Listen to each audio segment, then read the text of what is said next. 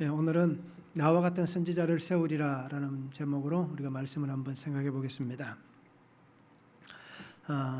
우리 7월 도서 중에 보면 내 인생 최고의 선택이라는 책이 있습니다. 읽고들 계시고 다 읽으신 분도 있을 거예요. 어떻습니까? 내 인생에 있어서 최고의 선택은 무엇입니까? 뭘 선택하셨기에 최고의 선택입니까? 우리는 수없이 많은 선택을 합니다. 또 수없이 많은 결정을 합니다. 그리고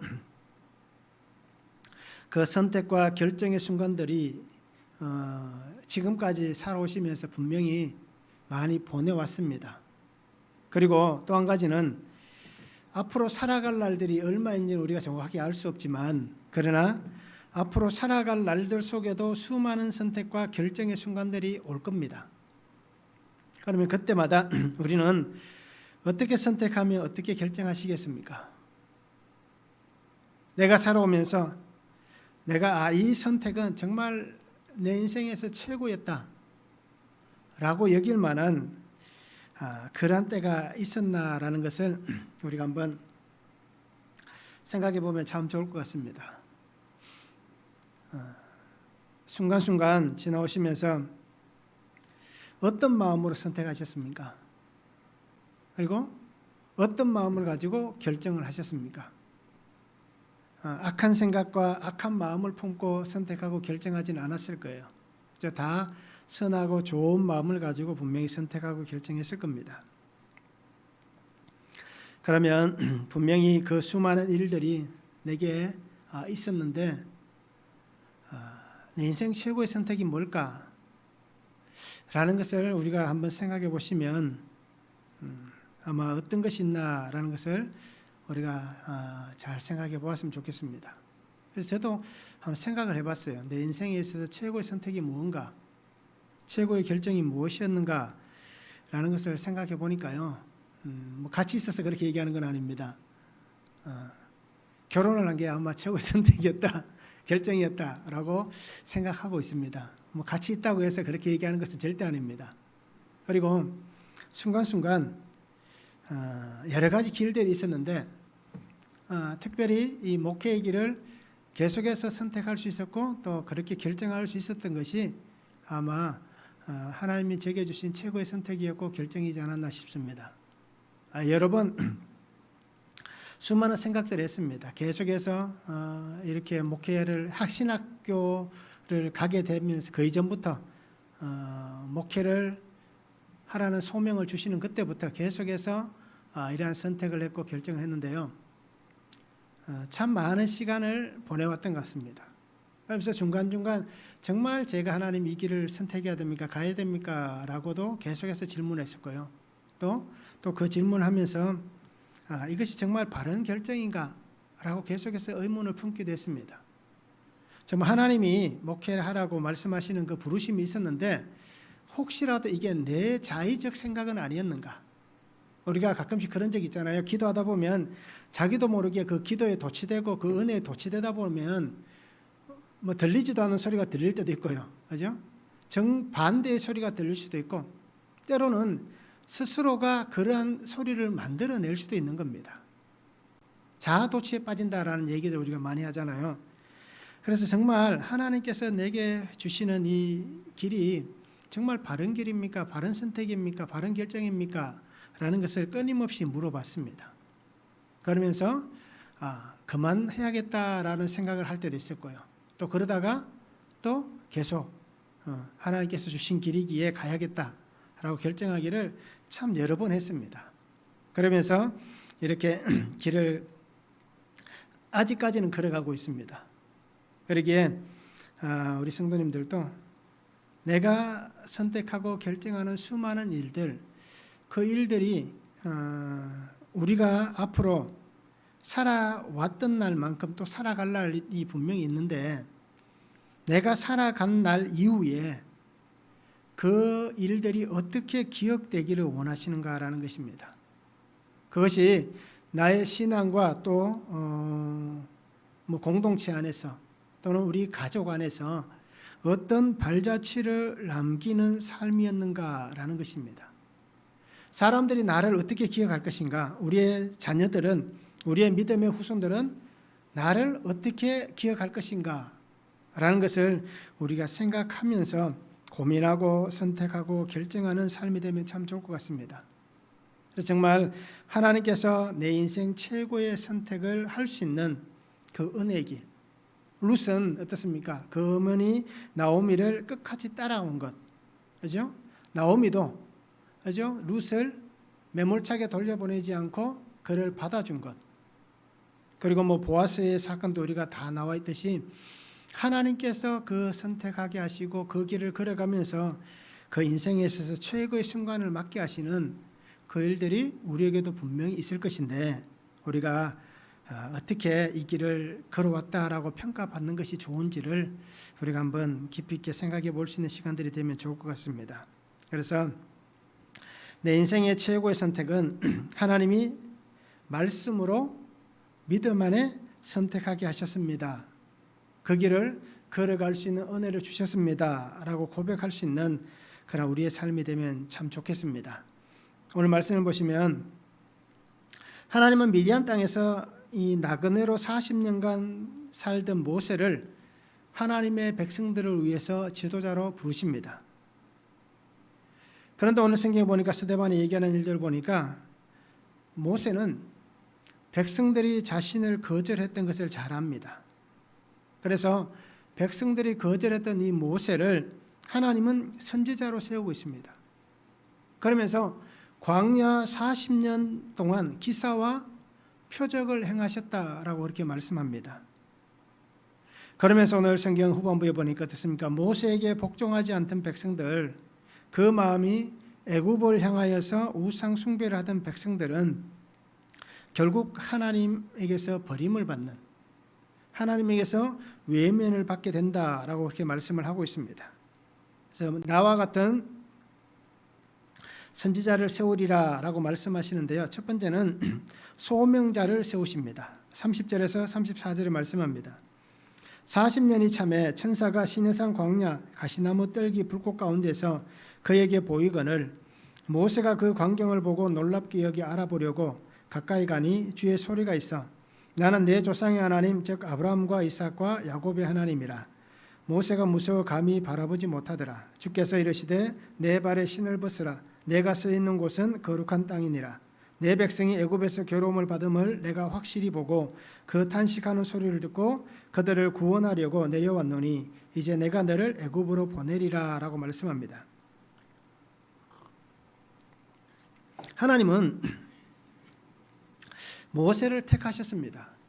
그리고 이 모세를 택하시는 장면이 출애굽기에 보면 잘 나와 있습니다. 2장에 보면 1장 후반부에 보면 모세가 태어나는 장면이 나오고요. 그리고 2장에 보면 모세를 통하여서 어떻게 하나님이 역사하시는지를 보여줍니다. 생명의 위기 앞에 놓여 있었습니다. 그런데 그 생명의 위기 앞에서 하나님은 이 모세를 보호하셨습니다. 그리고 은혜로 그 삶을 살게 하시는데 바로의 딸의 아들이 되어서 그러니까 왕자가 되어서 40년 동안 그 궁궐에서 특별한 은혜를 누리며 살아갑니다. 분명히 우리가 출애굽기에 나와 있는 사건을 보면 남자아이들을 다 죽이던 그때입니다. 이스라엘 백성이 너무 거대해져 가니까 애굽 사람들이 두려움을 느낀 겁니다. 그래서 남자아이로 태어나면 다 죽이라라고 얘기했습니다. 그런데 그때에 하나님은 하나님의 방법을 통해서 모세를 지켜주십니다. 모세를 돌보시고 있습니다. 그에게 하나님의 사람으로 살아갈 그 하나님의 은혜의 시간을, 하나님이 주신 그 삶을 살아갈 수 있는 시간을 하나님께서 준비해 두시는 것입니다. 우리가 생각할 때는 야 저렇게 어려운데 무슨 하나님께서 그를 택하셨고 그에게 하나님의 삶을 살아갈 시간을 준비해 두고 계시는가라고 우리가 어떻게 보면 불평할 수도 있을 겁니다. 그런데 자세히 우리가 들여다보면 잘 알지만 하나님은 그 시간을 잘 준비해 가시고 있습니다. 모세는 그 궁궐에서 지내는 동안 어떻습니까? 자신을 향하는 하나님의 뜻을 잘 알지 못했습니다. 그렇잖아요. 이스라엘 백성에게서 떨어져 지내고 유모가 자신의 어머니였지만 그래도 어떻게 보면 궁궐에서 애굽 사람들과 똑같은 교육을 받고 살아가다 보니까 그 속에 자신을 향하신 하나님의 뜻이 무엇인지 분명히 몰랐습니다. 그런데 40년이 지난 다음에 어떤 일이 벌어집니까? 그 백성을 돌아볼 마음이 생겼다라고 성경은 얘기합니다. 그때서야 비로소 하나님께서 자기가 왜 이곳에 살게 하셨는지를 깨닫게 된 겁니다. 그런데 어떤 일이 벌어집니까? 자기의 혈기를 주체하지 못합니다. 결국 그러다 보니까 도망자가 되어서 광야 미디안 땅에서 40년의 시간을 또 보내게 됩니다. 그러면서 우리가 생각할 때 40년은 하나님께서 내게 이 은혜 주셔서 궁궐에서 잘 보냈다라고 여길 수 있지만 40년은 왜 이 광야에서 내가 이 힘든 일을 겪어야 되는가? 나는 하나님의 백성을 생각해서 그렇게 행동했는데 왜 이런 일을, 이 억울한 일을 내가 당해야 되는가? 라고 한탄할 수도 있습니다. 그런데 어떻습니까? 우리의 생각과 똑같은, 아마 모세도 그렇게 생각했을 수 있습니다. 똑같은 성정을 가진 사람이기 때문입니다. 그런데 한 가지 다른 것은 분명히 그 시간이 40년이 될 것이다 라는 것은 알지 못했습니다. 그리고 그 시간 동안 아마 자신의 삶을 분명히 되돌아보았을 겁니다. 그리고 다시 하나님 안에서 자신이 40년 전에 깨달았던 그 은혜를 다시 깨달아가며 왜 하나님께서 내게 이러한 삶을 허락하시는가에 대해서 분명히 깊이 있게 묵상을 했을 것입니다. 그래서 이 40년이라는 시간, 이 긴 시간 동안 모세는 40년 전에 모세가 아니었다라는 것을 우리가 분명히 인식할 수 있는 겁니다. 자신의 생각이 바뀌었을 것이고요. 가치가 바뀌었을 겁니다. 그리고 애굽 궁궐에서 살았던 그 삶의 관념이 분명히 바뀌었을 겁니다. 그리고 그의 성격도 분명히 바뀌었을 것입니다. 그리고 삶에 있어서 소중한 것이 무엇인지에 대한 분명한 그 인식도 달라졌을 것입니다.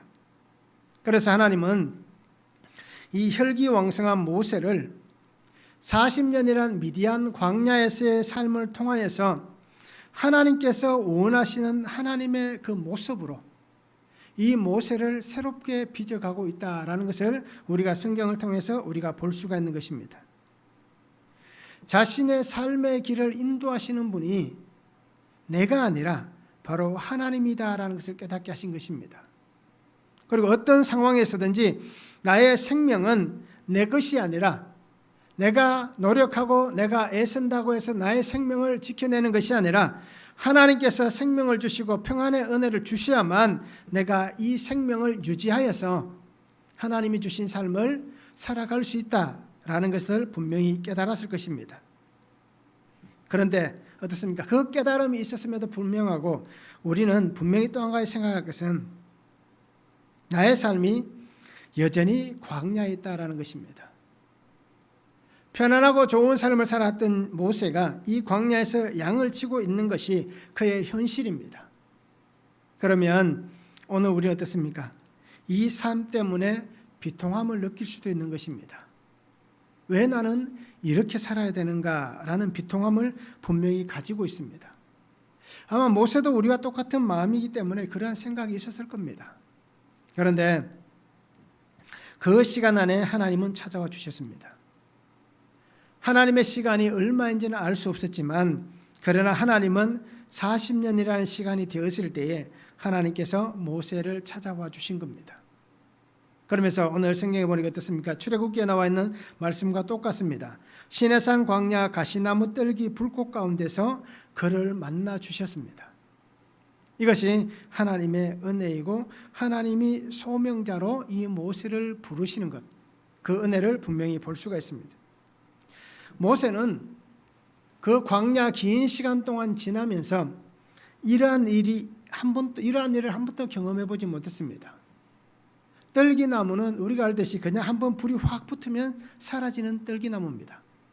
그런데 그 떨기나무에 불이 붙었는데 불꽃이 커지지도 않고 사라지지도 않습니다. 일정한 불의 크기로 계속해서 그 불이 유지되고 있습니다. 모세가 생각하는 그 관점에 있어서는 절대로 그런 일이 있을 수 없는 겁니다. 그래서 성경에 보면 호기심에 의해서 가까이 다가서고 있는 모세입니다. 그런데 오늘 성경에도 말씀하듯이 그런 모세를 향해서 하나님이 말씀합니다. 내 발에 신을 벗으라. 내가 서 있는 곳은 거룩한 곳이다 라고 말씀합니다. 하나님께서 자신을 찾아오셨고 말씀하십니다. 너는 나의 거룩한 자녀다라는 것입니다. 내가 지금 가까이 나오는 것은 거룩한 곳이다. 그러기에 너는 나의 거룩한 아들이다 라는 것을 분명히 말씀해 주시는 것입니다. 왜 그렇게 말씀합니까? 왜 그것을 우리가 거룩하다라고 얘기해야 됩니까? 하나님이 거룩하신 분이시기 때문에, 하나님이 거룩하게 하시기 때문에 하나님의 그 은혜 안에서 거룩하게 되어지는 것입니다. 이 거룩은 하나님의 임재 가운데 일어나는 하나님의 은혜입니다. 하나님의 은혜의 선물입니다. 누구도 거룩한 존재가 될 수 없는데 하나님께서 거룩하다라고 말씀해 주시고 아브라함에게 말씀하셨던 같이 그의 믿음을 의로 여기셨다라고 말씀해 주시듯이 의롭다 해 주시기 때문에 거룩한 하나님의 사람이 될 수 있는 겁니다. 그래서 스데반은 바로 이것을 다시 한번 얘기합니다. 하나님께서 이 모세를 소명자로 부르시고 세워 가시는데 바로 하나님의 거룩한 은혜가 그 모세에게 선포되고 그 미디안 땅에서 선포되었기 때문에 하나님이 임재하시는 그 은혜의 장소가 되었기 때문에 그가 거룩한 하나님의 사람이 되었다. 이 거룩함을 스데반은 선포하는 것입니다. 특별한 곳, 유대인들이 생각하고 있는 하나님의 성전만 거룩하다라고 얘기했던 그 관념을 깨트리는 것입니다. 어느 곳이든지 하나님의 임재가 있는 모든 곳은 거룩한 곳이다라는 것을 스데반은 이렇게 말씀을 통해서 전해주고 있는 것입니다. 유대인들의 이 생각을 깨트린 것입니다. 하나님은 이 하나님의 소명에는 제한이 없다라는 것을 말씀합니다. 그가 왕궁에서 살았던 40년의 삶이든 광야 미디안 땅에서 살았던 40년의 삶이든 하나님이 주시는 소명을 받는 하나님의 사람으로 세워지는 데에는 제한이 없다라는 것입니다. 그러기에 하나님께서 사용하시는 것에는 사람이든 장소든 모든 것이 하나님의 은혜 안에 세워진다라는 것을 말씀합니다. 그래서 이 스데반은 하나님의 구원하시는 것, 하나님께서 구원의 통로로 사용하시는 것은 하나님의 소명의 은혜를 하나님의 택하신 백성에게 전하는 이 소명자는 하나님의 뜻에 의해서 하나님의 계획과 하나님의 은혜에 의하여서 세워져 가는 것이다 라고 말씀합니다. 그것이 바로 하나님의 시간 안에 하나님이 기뻐하시는 하나님의 그 원하심 속에 이루어진다라는 것을 말씀해 주시고 있습니다.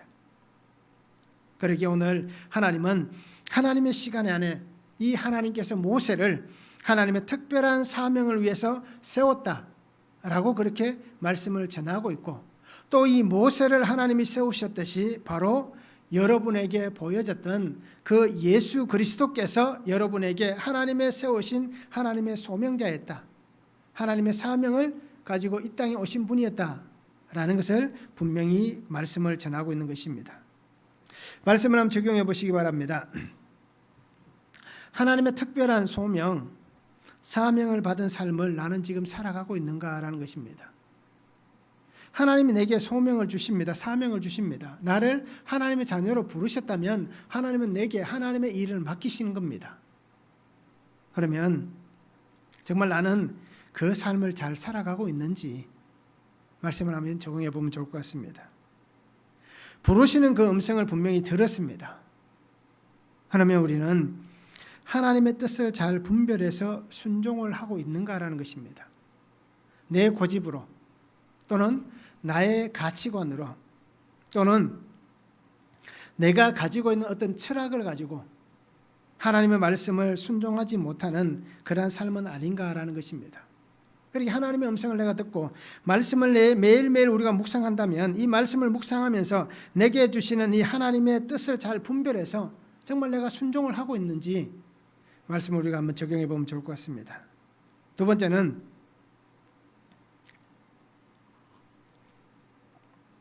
선지자로 세우셨다라고 말씀합니다. 35절에서 38절에 말씀합니다. 그들의 말이 누가 너를 관리와 재판장으로 세웠느냐 하며 거절하던 그 모세를 하나님은 가시나무 뜰기 가운데서 보이던 천사의 손으로 관리와 속량하는 자로서 보내셨으니 이 사람이 백성을 인도하여 나오게 하고 애굽과 홍해와 광야에서 40년간 기사와 표적을 행하였느니라. 이스라엘 자손에 대하여 하나님이 너희 형제 가운데서 나와 같은 선지자를 세우리라 하던 자가 곧 이 모세라. 시내산에서 말하던 그 천사와 우리 조상들과 함께 광야 교회에 있었고 또 살아있는 말씀을 받아 우리에게 주던 자가 이 사람이라 라고 말씀합니다.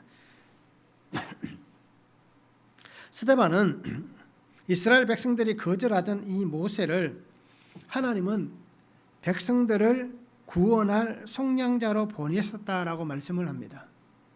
그러니까 모든 사람들이 아니다라고 얘기했던 그 모세가 맞다라는 것에 대해서 다시 한번 강조를 하는 것입니다.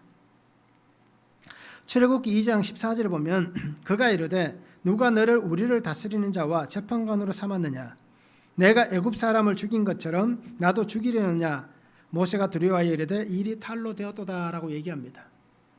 그 궁에서 나와서 그 백성을 돌아볼 마음이 생긴 이후에 어떻습니까? 모세가 했던 행동입니다. 이스라엘 사람과 애굽 사람이 다투는 것을 보고 이스라엘 사람을 도와서 그냥 했는데 애굽 사람이 죽어버렸습니다. 그리고 그 다음 날에 어떻게 합니까? 유대인과 유대인이 다투는 거예요. 그래서 말리는 겁니다.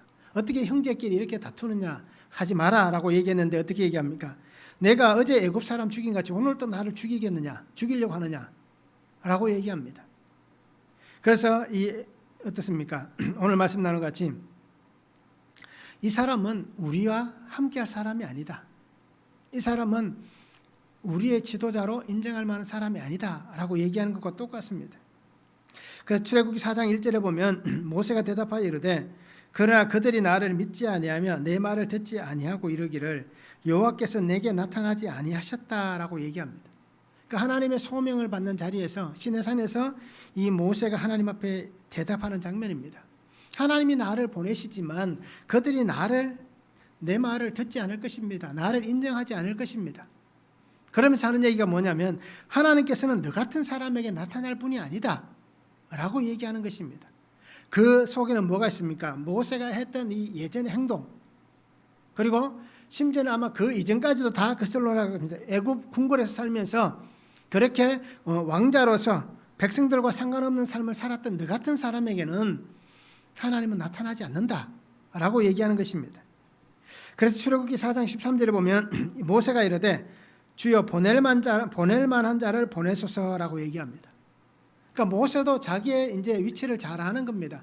특별히 40년이 더 지났기 때문에 이제는 자기의 그렇게 해석하시는 분들이 많습니다. 자존감이 낮아질 때까지 낮아졌던 모세이기 때문에 이렇게 어떻게 보면 자신의 그 모습이 너무 비참하기 때문에 하나님께서 보낼 만한 자를 보내라라고 그렇게 하나님 앞에 그가 대답하고 있는 장면입니다. 그래서 거절당하고 인정받지 못할 자신에 대한 그 분명함을 알고 있는 모세의 그 표현입니다.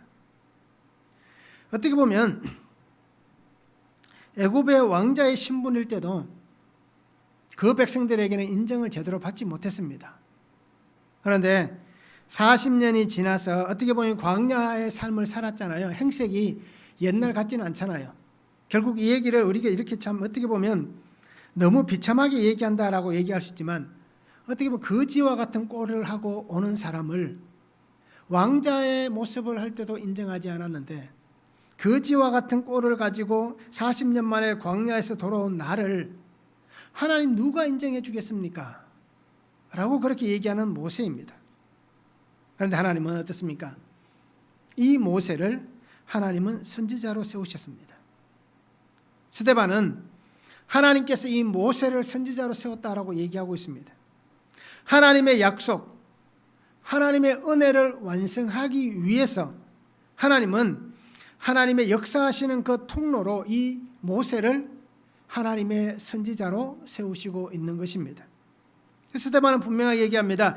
하나님의 뜻이 그 백성 가운데 온전히 이루어지는 것은 하나님이 세우신 이 선지자 모세를 통하여서 하나님의 뜻이 온전하게 이루어졌다. 하나님의 역사는 이 모세를 통하여서 멈추지 않고 지금까지 흘러오고 있다라는 것을 다시 한번 강조를 하고 있습니다. 그래서 하나님은 이 모세를 선지자로 세우셨는데 스데반은 그 이면에 또 한 가지를 얘기합니다. 모세와 같은 선지자를 세우실 것이다. 앞에서 말씀드렸듯이 우리를 구원하고 속량할 이는 바로 이 예수 그리스도다. 그런데 그분이 어떤 분이냐? 오늘 스데반은 분명히 얘기합니다. 시내산에서 그 광야에서 떨기나무 불꽃 가운데 함께 하셨던 그 예수님께서 바로 오늘 여러분 안에 오신 예수님이시다 라는 것을 분명히 말씀을 하고 있는 것입니다.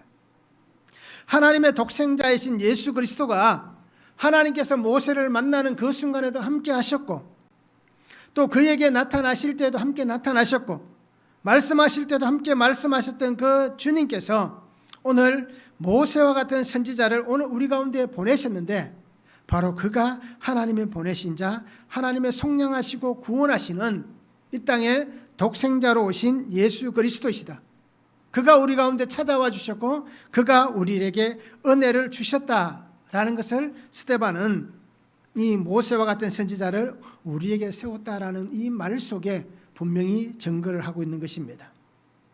모세는 하나님께서 보내신 예수 그리스도의 모형입니다. 이것은 모든 신학자들이 다 동일하게 얘기합니다. 아브라함도 어떻게 보면 예수님의 모형이고 이 모세도 예수님의 모형입니다. 그래서 하나님께서 보내신 수많은 선지자들, 하나님의 사람들은 다 이 예수 그리스도의 길을 준비하는 하나님께서 보내신 예비자들이었습니다. 그러기에 그의 삶과 그의 모든 행하는 일들 속에 하나님이 믿음 안에서 예수 그리스도의 모습이 보여지는 그 모형의 삶을 분명히 살아가게 해주신 것입니다. 그래서 우리는 이 모세가 왜 하나님이 보내시는 예수 그리스도의 모형인지에 대해서 출애굽기 32장에서 잘 말씀해 주시고 있습니다.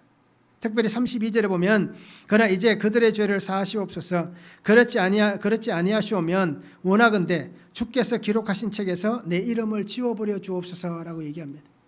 백성들이 하나님 앞에서 금송아지 사건을 통해서 굉장히 큰 죄를 범했습니다.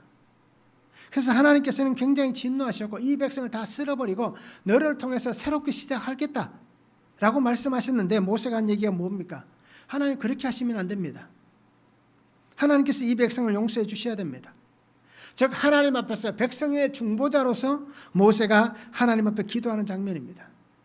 하나님께서 그 은혜를 우리에게 베풀어 주시지 않는다면 이 백성의 죄를 사하여 주시지 않는다면 정말 말씀하시는 것 같이 다 쓸어버리신다면 나도 이 백성과 함께 하나님 멸망당하겠습니다. 내 이름이 하나님의 그 생명책에서 지워지더라도 하나님께서 그 뜻을 돌이켜달라라고 그렇게 구하고 있습니다. 이것을 예수 그리스도의 모형으로 모세가 중보자의 모습으로 서 있는 것을 분명히 보여주고 있습니다. 하나님께서는 약속하신 이 은혜를 예수 그리스도의 십자가 은혜 안에서 우리에게 보여주십니다. 그래서 선지자를 세워주셨는데 바로 그 하나님의 십자가 은혜가 오늘 값없이 우리에게 임한 것입니다. 그러기에 이 모든 것은 하나님이 주시는 선물이었습니다. 내가 어떤 노력이나 어떤 행위를 가지고 내가 가진 어떤 힘을 가지고 이 은혜를 받은 것이 아니라 그저 하나님이 허락하시고 베풀어 두신 하나님의 은혜였을 뿐입니다. 그리고 우리는 이 은혜를 잘 붙잡고 정말 하나님 안에서 우리가 믿음으로 잘 순종하며 살아가는 성도가 되면 참 좋을 것 같습니다. 말씀을 한번 적용해 보시기 바랍니다. 하나님의 약속하신 은혜가 나의 삶과 환경, 가족들에게 함께 역사하고 있는가라는 것입니다. 나를 통하여서 나의 삶 속에 나의 환경 안에 특별히 우리의 가정 안에 하나님의 그 은혜가 역사하고 있는가라는 것입니다. 모세를 통하여서 하나님이 그 은혜가 역사하셨습니다. 예수 그리스도를 통하여서 그 은혜가 역사하고 있습니다. 오늘 이 공의 앞에서 수많은 사람들 앞에서 이 스데반을 통하여서 하나님의 은혜가 역사하고 있습니다. 이렇듯 나를 통하여 하나님의 이 은혜 역사가 우리의 그 공동체 안에 일어나고 있는지 우리가 말씀을 한번 잘 적용해 보시기 바랍니다. 또 하나는 나는 신앙의 모형입니까? 나의 삶에 예수 그리스도가 증거되어지는 하나님께서 하나님의 사람들을 구원하시기 위해서 세워가시는 예수 그리스도의 모형으로서의 나의 삶을 살아갑니까? 즉 나는 말씀 안에서 신앙의 모델이 되고 있는가라는 것입니다. 이 말씀을 우리가 잘 적용해 보시기 바랍니다. 변하지 않는 이유는 내가 하나님 안에서 신앙의 모형, 신앙의 모델이 되지 못하기 때문에 우리의 환경이, 우리의 주위가 변하지 않는 것입니다. 우리가 이 말씀을 적용해 보기를 원합니다.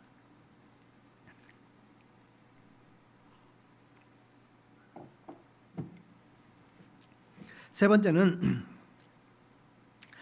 이 말씀의 순서상으로 보면 이렇게 됩니다.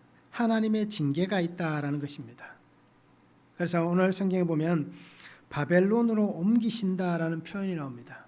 그래서 세 번째는 하나님의 징계입니다. 39절에서 43절에 말씀합니다. 우리 조상들이 모세에게 복종하지 아니하고자 하여 거절하며 그 마음이 도리어 애굽으로 향하여 아론들에 이르되 우리를 인도할 신들을 우리를 위하여 만들라. 애굽 땅에서 우리를 인도하던 이 모세는 어떻게 되었는지 알지 못하노라 하고 그때 그들이 송아지를 만들어 그 우상 앞에 제사하며 자기 손으로 만든 것을 기뻐하더니 하나님이 외면하사 그들을 그 하늘의 군대 섬기는 일에 버려두셨으니 이는 선지자의 책에 기록된 바 이스라엘의 집이여 너희가 광야에서 40년간 희생과 제물을 내게 드린 일이 있었느냐. 몰록의 장막과 신네판의 별을 받들었으며 이것은 너희가 절하고자 하여 만든 형상이로다. 내가 너희를 바벨론 밖으로 옮기리라 라고 말씀합니다. 스데반은 그 백성이 모세를 따르지 않았다라고 얘기합니다. 그리고 그 마음에 애굽을 향하여 있었다라고 얘기합니다. 그래서 하나님께서 그들을 어떻게 하셨는가를 분명히 보라라고 말씀을 전합니다. 백성들이 광야에서 다 죽은 것, 약속의 땅 가나안에 들어가지 못했던 것, 그것은 그들의 죄 때문이다라는 것입니다. 분명한 것은 이 스데반이 얘기하는 것과 똑같습니다. 시내산에서 하나님을 향하여서 우상을 만들었습니다. 이 시내산에 있을 때 어떤 광경이었습니까? 모세가 하나님에게 나아갔다가 40일 만에 금식하고 내려온 다음에 하나님의 법을, 말씀을 가지고 내려왔잖아요. 그런데 백성들의 밑에서 어떻게 합니까? 우상을 만들고 송아지를 섬깁니다. 왜요? 그것이 이들이 애굽에서 섬겼던 황소 우상이기 때문입니다. 소우상이기 때문입니다. 그러면서 그들은 얘기합니다. 이것이 우리를 애굽에서 인도한 우리의 신, 우리의 하나님이다 라고 그들은 얘기했습니다. 하나님께서는 이 죄를 저지른 이 백성을 징계하셨습니다. 그래서 오늘 스데반은 이렇게 얘기합니다. 하나님이 외면하사라고 말씀하고 있습니다. 외면했다는 것은 어떤 표현입니까? 하나님이 그들을 그 자녀로, 그 백성으로 인정하지 않았다라는 것입니다. 그들에게서 얼굴을 돌렸다라는 것입니다. 하나님께서는 그들을 멸하시기로 분명히 작정하셨습니다. 그래서 모세에게 분명히 얘기했습니다. 그런데 앞에서 말씀드렸던 것 같이 모세가 하나님 앞에 간절하게 기도함을 통하여서 하나님께서는 그들을 용서해 주셨습니다. 그런데 어떤 일이 벌어집니까? 여전히 그들은 그 삶에 하나님이 없는 우상을 숭배하는 그 삶을 여전히 살아가고 있습니다. 이것이 이스라엘 백성의 역사 속에 그대로 다 나타나고 있는 것입니다. 그래서 오늘 42절과 43절에 나오는 말씀은 아모스 5장 25절에서 27절의 말씀입니다.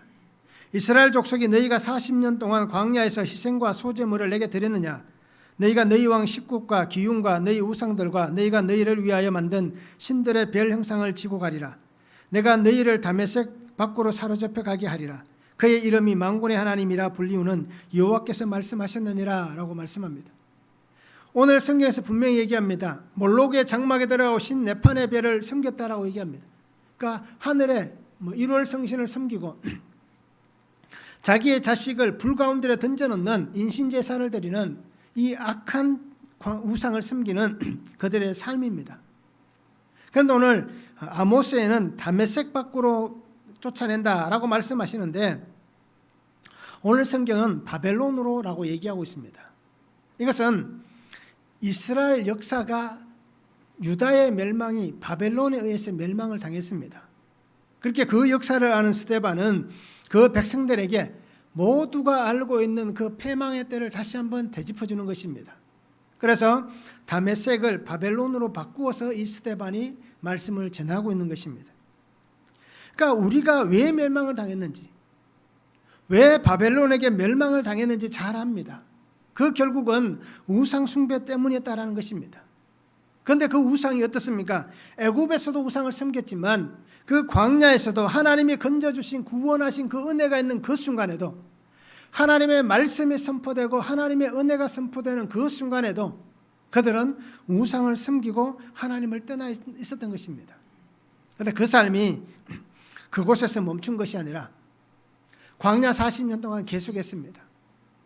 또 가나안 땅 들어가서 그 가나안 삶을 살아가면서도 계속해서 멸망당할 그때까지, 심지어는 지금 이 로마 시대, 예수님이 죽고 난 이 시대까지도 계속해서 어떻습니까? 우상을 겸하여 섬기는 이 백성들의 모습입니다. 결국 우상이라는 이 대상만 바뀌었을 뿐이지 그들의 삶은 그렇게 지금도 살아가고 있다는 것입니다. 그래서 오늘 스데반은 얘기합니다. 모세의 말에 불순종한 자들을 그들은 여전히 예수 그리스도의 말씀에 불순종하여 살아가는 사람들이다라는 것입니다. 모세를 거역했던 사람이 지금 예수 그리스도를 거역한 사람들이다라는 것입니다. 하나님이 보내신 선지자 모세를 따르지 않고 하나님의 말씀에 순종하지 않았던 자들이 바로 하나님이 보내신 독생자 예수 그리스도를 따르지 않고 그 말씀에 순종하지 않는 자들, 불순종하는 자들이다라고 그렇게 얘기를 하고 있는 것입니다. 그래서 주님을 떠난 그들은 하나님께서 그들을 징계하실 것이다. 그리고 바벨론으로 흩으셨던 것 같이 너희를 다시 흩으실 것이다 라는 것을 분명히 말씀해 주시고 있는 것입니다. 결국 어떻습니까? AD 70년경에 로마 디도 장군에 의해서 예루살렘의 성이 완전히 무너져 버립니다. 그리고 수많은 박해를 통하여서 결국 유대인들은 이 팔레스타인에서 살지 못하고 다 흩어집니다. 그러다가 나라 없는 땅으로 살다가 2000년이 지난 뒤에 그들이 지금의 땅을 회복한 것입니다. 이렇듯 하나님은 약속의 메시아 예수 그리스도를 불순종하기 때문에 결국 너희도 징계와 심판을 당하게 될 것이다 라는 것을 말씀해 주셨습니다. 그리고 그들은 그 삶의 모습들로 계속해서 살아갑니다. 그 예수님을 향하여서 외쳤던 그 십자가, 그 죽음의 이 악행의 죄를 우리와 우리 후손에게 돌리라라고 얘기했던 그들의 그 음성이 결국 그 모든 삶에 계속해서 하나님의 징계로 나타납니다. 말씀을 한번 잘 적용해 보시기 바랍니다. 하나님의 말씀에 순종합니까? 복종하지 않는 나의 죄는 무엇이 있습니까? 나는 하나님의 말씀에 잘 순종하고 있습니까? 복종하지 않는 내 죄는 무엇인가라는 것입니다. 나의 죄 때문에 바벨론 밖으로 옮겨지는 고난이 찾아왔음을 인정하십니까? 내 죄가 너무 커서 바벨론과 같은 엄청난 고난이 내게 찾아오지는 않습니까? 그리고 그것을 이것이 내 죄 때문이구나 라는 것을 인정하시는가라는 것입니다. 하나님은 스데반을 통하여서 하나님의 소명자로 세우시는 그 하나님의 은혜, 모세를 세우셨고 또 예수 그리스도를 세우셨다라는 것을 말씀해 주십니다. 믿음으로 살기를 원하셨고 하나님의 약속을 붙잡고 살기를 원하시고 그 은혜 안에 살아가기를 원하고 계십니다. 그래서 하나님께서 속량하시는 그 은혜를 입으라라고 분명히 말씀해 주시고 있습니다. 예수 그리스도의 십자가 그 보혈의 피가 오늘 우리 가운데 흘러왔습니다. 그 십자가의 속량이, 그 죽음이 죄인인 나에게 흘러와서 나의 죄를 사하시고 내가 하나님의 사람으로 새롭게 거듭나서 살아갈 그 은혜를 우리에게 주셨습니다. 그리고 그 은혜를 우리에게 선포해 주시고 있습니다. 하나님의 사람 되기를 원하시는 아버지의 마음이 오늘 우리에게 들려졌습니다. 그러면 나는 이 말씀을 어떻게 듣고 살아가야 됩니까? 말씀에 순종하며 하나님의 뜻 안에 살기를 소망하십니까? 이스라엘 백성들과 같이 불순종해서 말씀을 거스르고 말씀 앞에 무지하여서 하나님 앞에 범죄하며 이것이 죄인 줄도 모르고 저지르며 살다가 결국 마침내 멸망당하는 그러한 불행한 인생이 되기를 원하십니까? 오늘 우리에게 하나님은 말씀하십니다. 말씀을 거스르는 어리석고 무지한 인생이 되지 말라라고 말씀해 주시고 있습니다. 그러면서 하나님의 구원의 은혜 안에서 생명의 말씀을 붙잡고 믿음의 은혜로 살아가라라고 말씀해 주십니다. 하나님의 나를 향하신 이 은혜를 우리가 붙잡으시기 바랍니다. 내가 붙잡기 전에 하나님이 먼저 나를 잡아주셨지만 나도 하나님을 꼭 붙잡으시기 바랍니다.